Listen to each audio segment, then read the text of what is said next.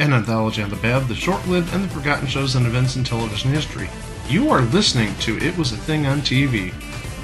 On this week's Super Train Mystery, Hail to the Chief. Two dwarfs and a magician replace a presidential candidate with a double so real, even his wife can't tell. Episode 529, submission 55, The Reel-to-Reel Picture Show. The Reel-to-Reel Picture Show aired on PAX TV from August 31st to October 2nd of 1998 for 25 episodes. 25 of the absolute shittiest episodes in television history. You think I'm kidding? Stick around. Now, how many crock blocks is it, Mike? Well, that would be 16 episodes plus 9 more, so 1 9/16 crock blocks. Man, we get into the big fractions in 2025. Okay, Bill Armstrong, do your narration. High above the hustle and bustle of these city streets. Oh, no, Bill, wrong one. Now, hold on a second. I would love to say, high above the hustle and bustle here at Universal Studios Orlando. Above the Nickelodeon Slime Geyser and the DeLorean at Back to the Future The Ride. There is no hustle and bustle at Universal Studios, Bill. Okay, now the real... Hold on a the second. real open goes in here. No, Okay. no, before you say, wait a minute. There's no hustle and bustle at Universal Studios, Mike? Wait, are you now doing your Bill Armstrong impression? Yes. Greg does all the dead announcers. Go back to the New Liars Club, you ghoul. Yes, there is no hustle and bustle at Universal Studios. I was hoping to meet Shotty LaRue. Oh my! I was hoping to meet him in front of confrontation. I was hoping the slime guys would get Shotty LaRue. Oh. Right in front of the time capsule. It's buried until 2042. Just play the damn theme! Hey, that's actually probably going to be the best part of the show. It's the Reel-to-Reel Picture Show from Universal Studios, Florida, where today, two contestants and their movie star partners play for fabulous prizes and the chance to win the movie vacation of a lifetime. And here's the star of the Reel-to-Reel Picture Show, Peter Marshall. Thank you, and welcome. It's time to bring Hollywood into your home. Two Hollywood stars, their partners, are about to be challenged on the movie memories. The ghost of Bill Armstrong. Holy crap. Might be a first and last time we ever see Ghost of Bill Armstrong on this podcast. No, you're probably right, because what else has he done? I don't think anything that we'd cover. Oh, he's the announcer on Fantasy. This is the third show we've covered where he announced, because he is the announcer on Stumpers as well as the All New Liars Club. So, Oh, good. We Yeah. can put him in the Hall of Fame. we may have to. I mean, even without Fantasy or Celebrity Sweepstakes. Yeah, he's announced on 5 shows, and we've covered 3 of them. And Fantasy, who knows? We might cover that as well. I just want to talk about the money volcano, from Grab That Dough that they had on Fantasy, because they did have a money volcano, Diamond Head game or whatever. Oh, shooting money all over the place. Oh, are you visiting us again, Phil? We could do this all night. Who cares about the damn show? Let's just hear Greg do his Ghost of Bill Armstrong. I should have gotten that scene in the movie Elf, unlike that guy who replaced me in the New Liars Club. Okay, one problem with that. You died in 2000. Elf was in 2003. Oh,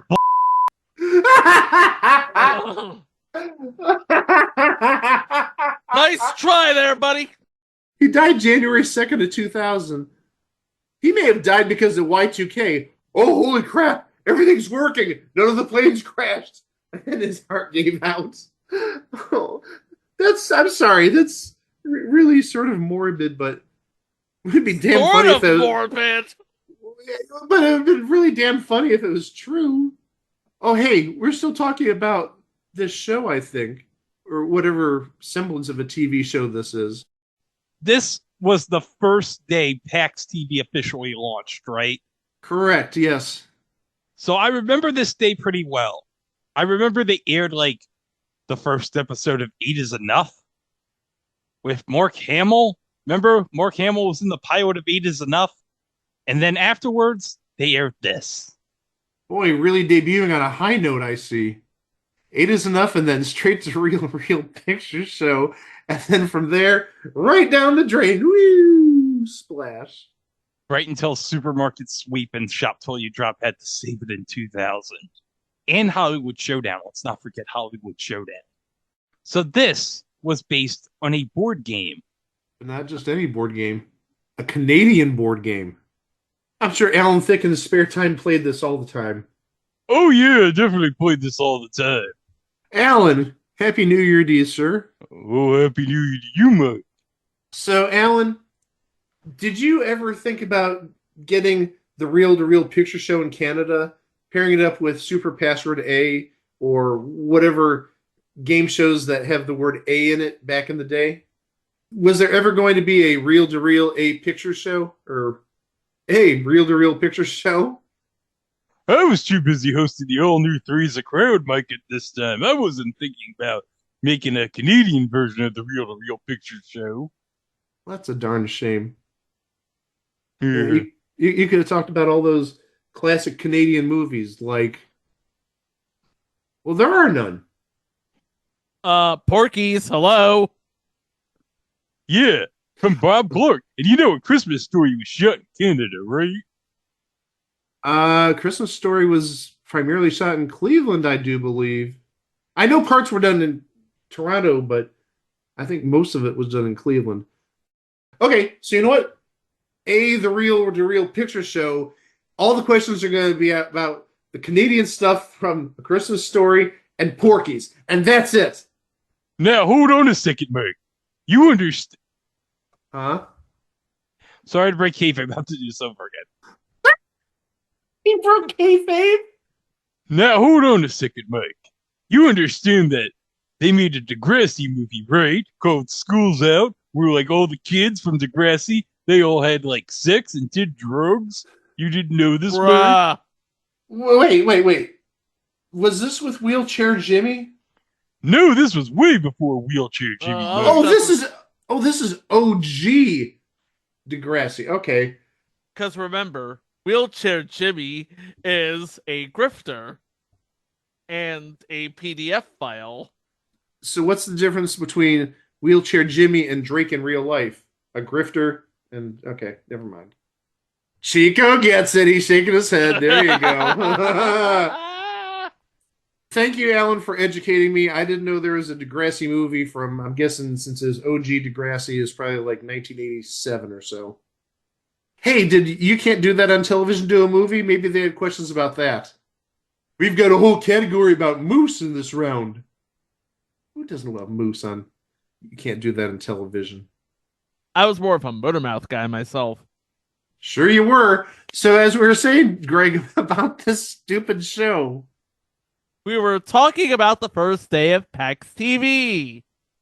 Right after the pilot of Eight is Enough and the only episode to feature Mark Hamill on it before he was called up to fight for the Rebel Alliance, we got this show, which is based on a Canadian board game.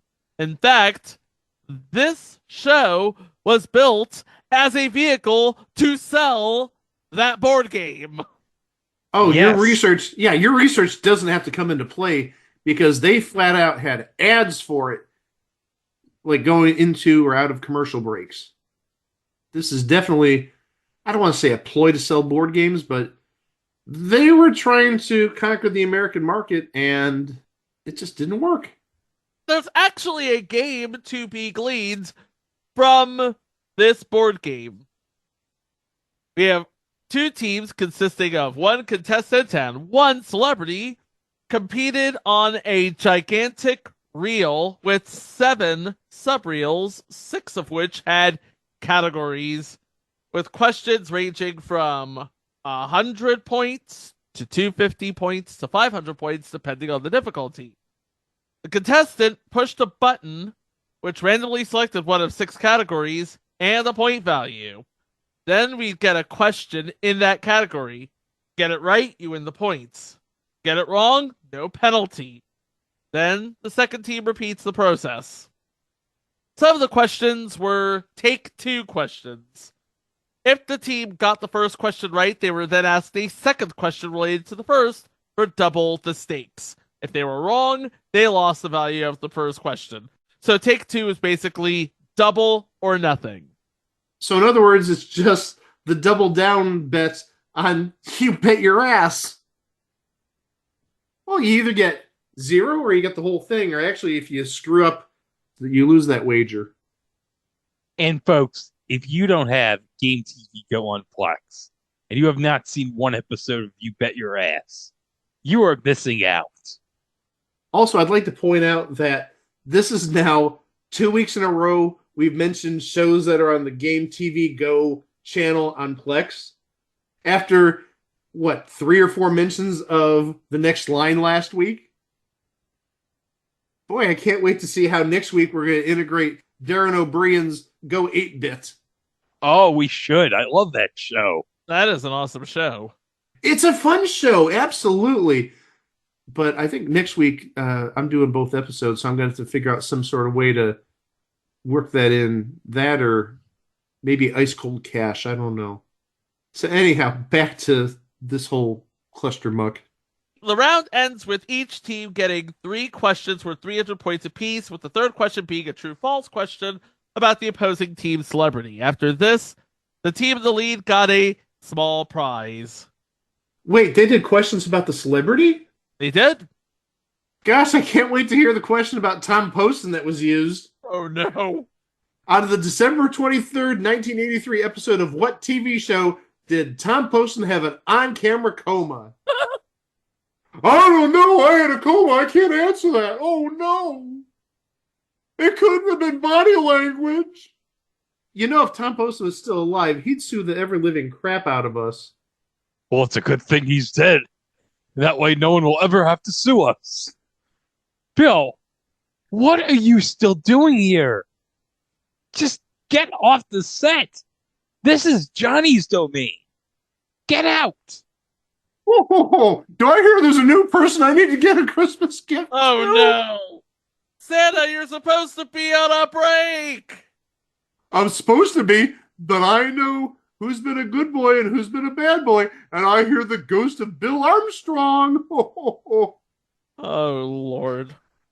I think I'll just have to save his gift until December. Oh my gosh, we're going to have Santa coming back and giving a gift to the ghost of Bill Armstrong, who's doing a friggin' one-off appearance on this show. Maybe we should just have, the ghost of Bill Armstrong just randomly showing up on crap. Just take a look at the schedule. When we cover the garbage-picking, field goal-kicking Philadelphia phenomenon, Bill Armstrong comes and makes an appearance and says, "Hey, I was in Philadelphia in 1978. I got my ass kicked by some punks." Oh no. I got my ass kicked by some punks who said some shit about Dick Vermeil. I wasn't going to take that. Ladies and gentlemen, I apologize for these two. Well, Bill Armstrong shouldn't have said anything bad about Harold Carmichael back in 1978. Oh, speaking of, he was on the first episode of Jason Kelsey's late night show on ESPN last week. Very classy touch there. I liked that. And he even had his gold jacket on. That was worth the price of admission. Yeah, it was great. Chuck, botch the NFL films highlights. I skipped over that, sadly. Oh, it was great. Can you see the teleprompter? Okay, there we go. All right, you got it.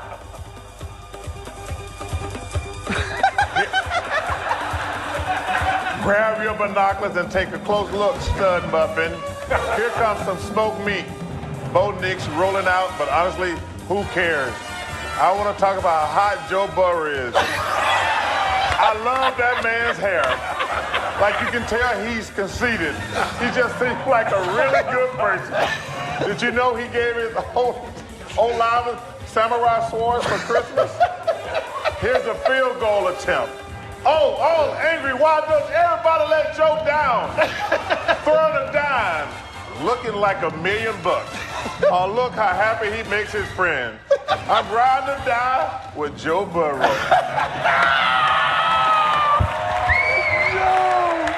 Oh my gosh! Now, I liked Jason Kelsey as a teenager. That killed me. You notice that we'd rather be talking about anything else than this show. Okay, have we described the format for this show yet? We were in the middle of describing the format of the show, and then Tom Poston came and had an on-air thrombose. Oh yeah, I forgot. And then the ghost of Bill Armstrong came out and he did some stuff. And then suddenly we talked about Jason Kelsey and Bill Armstrong getting his ass kicked because he said something about Harold Carmichael, but whatever. And then it just sort of kind of got off the rails, which I wish I could say was the first time that ever happened on this show. No, this is episode 529. This is the 529th time this happened. I apologize for any first-time viewer that's listening to this show, and if this was the first episode you ever decided to click on, I'm sorry. Just start at episode 1 and then come your way back here. Yeah, start at episode 1 where we do Match Game Hollywood Squares Hour, and me and Greg struggled to do that. You got your match game in my Hollywood Squares. You got your Hollywood Squares in my match game. Anyhow, going back to the show itself. There was another round called the Director's Chair, where 6 categories are given and the trailing team selects one. They were then asked 6 questions in that category, increasing from 100 to 200, 400, 800, 1,000 to 2,000 points. The process was repeated with the second team. Team in the lead won the game, received a bonus prize, and went on to the final bonus round. In the bonus round, the winning team was asked 6 questions, and each answer is a clue to a famous person, movie character, or a title. After the 6 questions were asked, they had 10 seconds to solve the puzzle. You get it right, you win a trip. It was essentially Password Plus, but with movies? It was Face the Music with movies, actually. But no pictures. Yeah, that seems about spot on for this cheap show. Not to be confused with The Cheap Show. Did we ever cover the cheap show? Yes, Yeah, we did. Oh my gosh, Mr. Memory Course for Christmas. No, hold on. He wasn't there for that one, Mike. I'm still blaming the Memory Course. I'm sorry. He wasn't there for that one. Well, whose fault is that, huh? I wasn't here for Paul Lynn's show, but did I listen to it? Yup. Anywho, what happened to this show? It's all about the money. The production company behind this show, I don't know if it's TIL or TIL, as in today I learned, like, hey, today I learned we have no money. No. You're wrong. No, you're absolutely right there. That is perfect. Today I learned we have $4 in our bank account. You're not wrong there. I would guess it's TIL, not TIL. And I definitely wouldn't say TIL because their TIL had no money in it. Just like the people in charge of the 2024 Arena Football League. They had to do the final in American Dream Mall. Which, hold on a second. My brother recently went to American Dream Mall and he can report back to me. I got some sad news, guys. Despite it being called American Dream Mall, there's no statue of Dusty Rhodes there. Oh. boo. Finish the story, American Dream Mall. If Cody can finish his story, you can. TIL Productions only had enough money to finish 25 episodes of a 200 episode order put in by PAX. What channel orders 200 episodes? What new channel even orders 200 episodes of a new format? They were either desperate or they thought this was the best thing in the world. I'm not going to say it was the best thing in the world. It was just a thing in the world. It was something to put on the air for the TV network that was airing Bonanza, The Waltons, and It Is Enough. It was PAX TV. I mean, it was the wholesome new alternative back in 1998. maybe this is as wholesome of a TV show as Bud Paxton found or something. I don't know. But yeah, 25 episodes out of 200. Yikes. We searched high and low on this whole internet trying to find the ideal episode guide because remember, they had two contestants paired with two celebrities. We only managed to find a handful of episodes and a handful of celebrity guests. I know there was a week with Abe Vigoda and Lady Kazan, More about that in a moment. a week with Stephanie Powers and Tom Poston, for heaven's sakes. Oh my gosh. I'm not in the coma for once. I think Chico's having a coma. we had a week with Stella Stevens and Michael Winslow. That was the premiere week. And then there was a week with Estelle Harris and James Avery. The fifth week, couldn't pinpoint a lineup for it. Hold on a second. I do have an episode with Tom Poston. I don't have the second celebrity listed because I was looking through my old episode guide before we did this show, my old tape trading guide.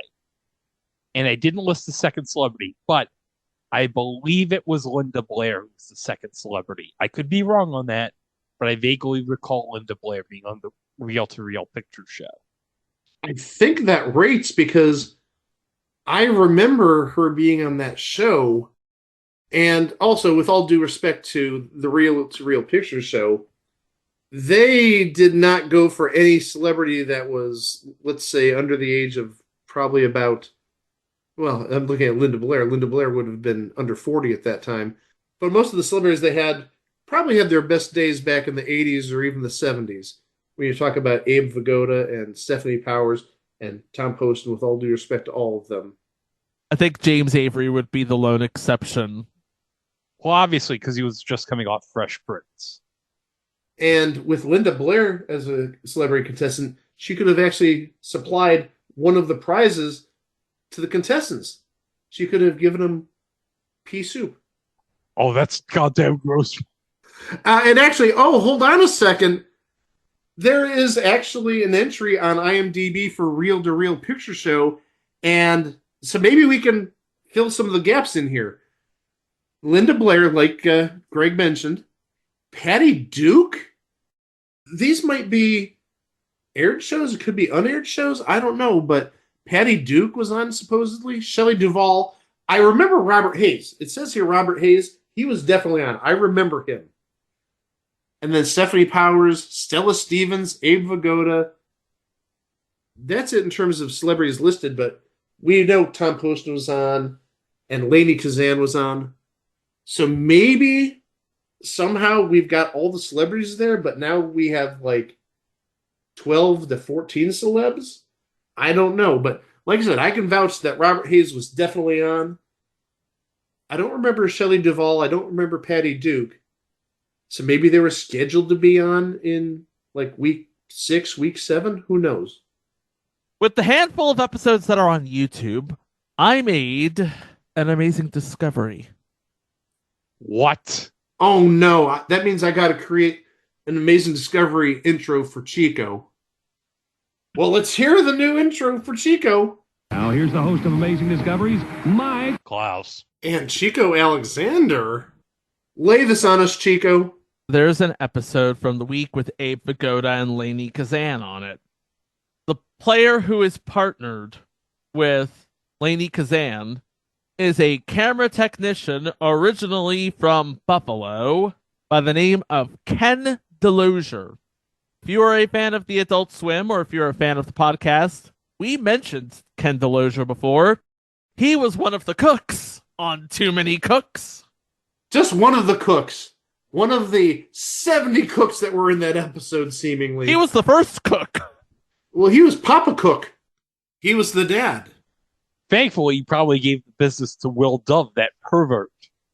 Will Dove was a pervert. Absolutely. I'm looking right now at the Too Many Cooks video on YouTube through the Adult Swim channel. And he is literally the first character introduced in terms of credits. So he's the lead. So the friggin' lead to Too Many Cooks was a contestant on the Reel to Reel Picture Show. That's amazing, Chico. And I believe he won that episode of the Reel to Reel Picture Show. He did win, but you know what he won? Nothing! Absolutely nothing! He won nothing. Absolutely nothing. Stupid. You're so stupid for going on a TIL production. That's right, Mike. He got nothing. I got nothing. I got in payment. I didn't get anything from this show. That's right. The crew did not get paid for this show. This was actually the final show for one Peter Marshall, and he did not get paid for it either. All that time waiting in line for the futuristic world of Hanna-Barbera, and I didn't get compensated for it either. I couldn't tell you what replaced this show after they exhausted the 25 episode order, because frankly, I don't remember Pax's schedule. Who does? Seriously. I'm going to assume it got replaced by some sort of rerun because I don't think they had any original programming outside of this, at least until 2000 when they had Supermarket Sweep and they had Hollywood Showdown and I think another show or two, but I wouldn't be surprised if this was replaced by random rerun of a family-friendly program. They did get into original series, and by original series, I mean they acquired shows from elsewhere, or in the very rare example, they co-financed it and it was produced elsewhere, like Sue Thomas FBI, that was acquired from Canada. And then you had Billy Ray Cyrus as Doc. This was before he hit it with Hannah Montana. Wait, hold on a second. Remember the Ponderosa, Chico? Yes. Ponderosa was the prequel series to Bonanza that they shot in New Zealand. Because when I think the Wild West, I think New Zealand. Well, that was the hot ticket to shoot in New Zealand. You get tax breaks. You have a ready stock of actors who can fake an American accent. And you got all the sheep that you can see for Whoa! miles and miles. What? Are you, again, taking something out of context? They have many sheep in New Zealand. You should know this, Mr. Jeopardy contestant. They have many sheep in Australia, too. You don't see me flexing that. But I don't see you reacting to many sheep in New Zealand by going, whoa, whoa, whoa, whoa. Well, I was thinking of an old joke by an Australian comedian. Australians think New Zealanders are a bunch of sheep shackers. New Zealanders think that Australians are a bunch of sheep shackers. Well, if you ask me, it's the sheep who are the sluts. So after that, Jim, you gotta give PAX some credit. They really, I think, thought a lot of this show because I think it aired at least once a day. I think it originally aired sometime in the late morning, early afternoon. I want to say like 11:30 or sometime around that. But I think they did a rerun later that day, possibly in prime time, and if not prime time, in prime access. But also, I vividly remember they would show reruns of Reel to Reel Picture Show on Sunday nights. They're trying to make it work. Gotta give them credit. But unfortunately, if the production company can't pay anybody, what good is it? The Reel to Reel Picture Show, you can't go wrong with a game show based on a board game.